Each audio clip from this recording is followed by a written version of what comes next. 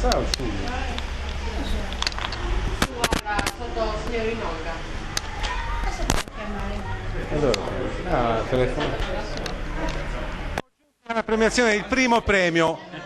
Chi di voi due deve essere premiato? Io! Nome? Paride! Paride. Allora, per Paride, adesso diamo i funghi a Paride. Questi sono questi. questi, cosa prende? Aspetta che sono due, aspetta, tieni. Tieni i funghi. Ah, questo è coltivato, questo. Ecco, a Paride il primo premio Allora, il primo premio consiste nel coltellino da funghi. che va a tuo padre naturalmente. Nel cestino. Aspetta che facciamo fare il foto, Aspetta che dobbiamo fare le foto. E poi depositare dentro. No, bella famiglia dove state arrivando. Ho paura che rompe. Leva la scatoletta. Girati Ecco, adesso pronti per la fotografia. vicino a Franco. Franco, vieni vicino.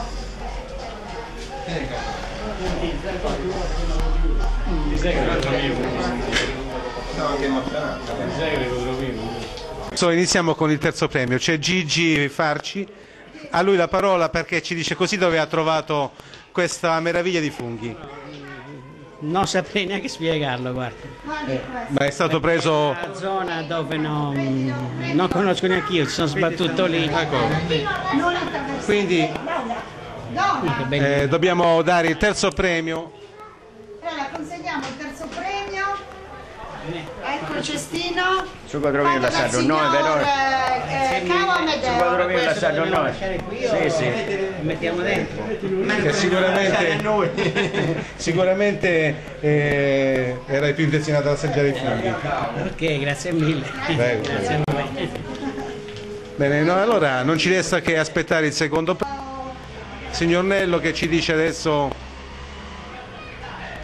dove ha trovato queste delizie. Dunque io l'ho trovato oltre Arenas andando a Orida, che sono posti meravigliosi da visitare, tutte quelle zone lì.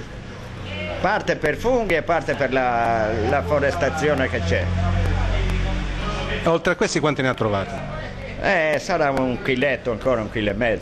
Le consegniamo il secondo premio così deposita Grazie. i funghi nel cestino. Tutto il Grazie. contenuto. E ad altri anni. È l'attrezzo ideale per depositare appunto quando raccogliamo i funghi, non le buste che molti si portano a Il prossimo anno non può gareggiare. dare la possibilità al fuori di andare giù per terra. Quelli devi lasciare la parola. Già sa cura. Beh, allora dobbiamo aspettare solamente per il primo premio che è stato dato al signor Massimo Licia. Perché hai organizzato. Grazie a Tremonte, bellissimo.